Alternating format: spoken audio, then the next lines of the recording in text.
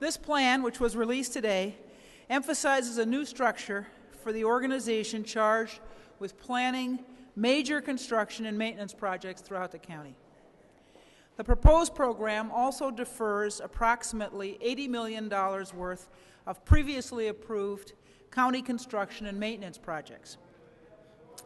The road toward an efficient, long-term financial plan starts with the county's capital improvement program. Responsible spending is a priority for my administration, and quite simply, this is a matter of smarter capital improvements. We have to utilize our scarce dollars more strategically. We've deferred non-essential items and prioritized critical projects that address life safety, public safety, and support the Cook County Health and Hospital System strategic plan. We're creating a well-thought-out and fiscally responsible plan to preserve our infrastructure and provide better services to the people of Cook County. On December 13th, I issued my first executive order. It imposed a moratorium on non-essential capital and professional service contracts. This moratorium was a major transition initiative, and it represented an important first step in the overhaul of county spending strategies. Previously, a number of significant capital projects were underway without any long-term plan or a coordinated capital plan for approximately $500 million in planned projects.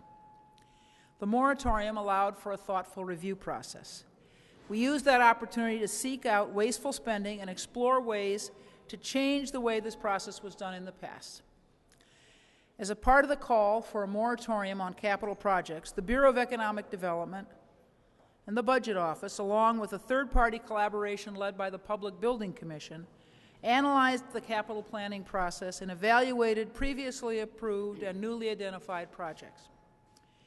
Erin Lavin, Executive Director of the Public Building Commission, was part of this process, and she'll be available to answer any questions you may have about it. Also with me here today is Maria Saldana, the Director of the Cook County Bureau of Economic Development. Cook County's Capital Improvement Program sets forth the plan for the design, construction, and renovation of buildings and building systems to make them safe, functional, efficient, and cost-effective.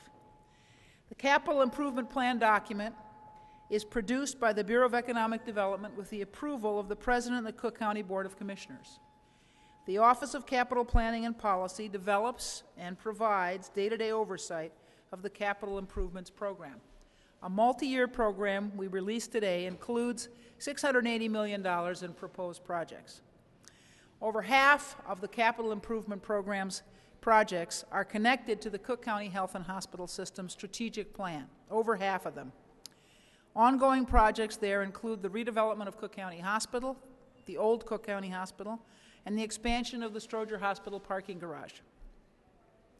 The program also directs $30 million towards spending that will improve energy efficiency.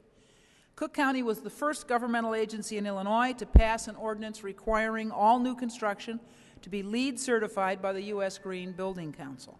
For me, the review process and this 2011 program document is only the first step in making sure that the capital planning and policy, that the Office of Capital Planning and Policy engages in real capital planning and policy making. The department in the past under former leadership has been reactive for the most part and has not provided meaningful assistance in planning and developing thoughtful capital programs to the separate agency groups that use our services.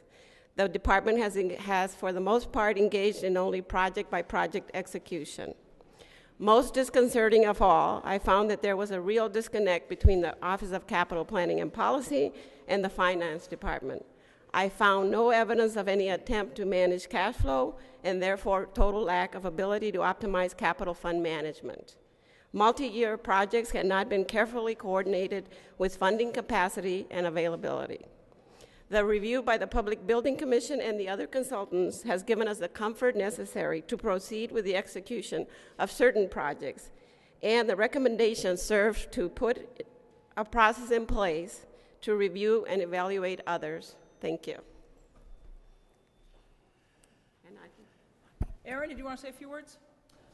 Certainly. No prepared remarks, just that we were absolutely pleased and privileged to be part of the process. The team is great. The evaluation was thorough. And I certainly laud President Preckwinkle's efforts to make sure that the program that is put forth is one that has a very strong look towards developing a baseline from which a healthy capital plan can take place and from which a scheduled regimen of maintenance can take place. It's a very thoughtful process, and we look forward to working with them in the future.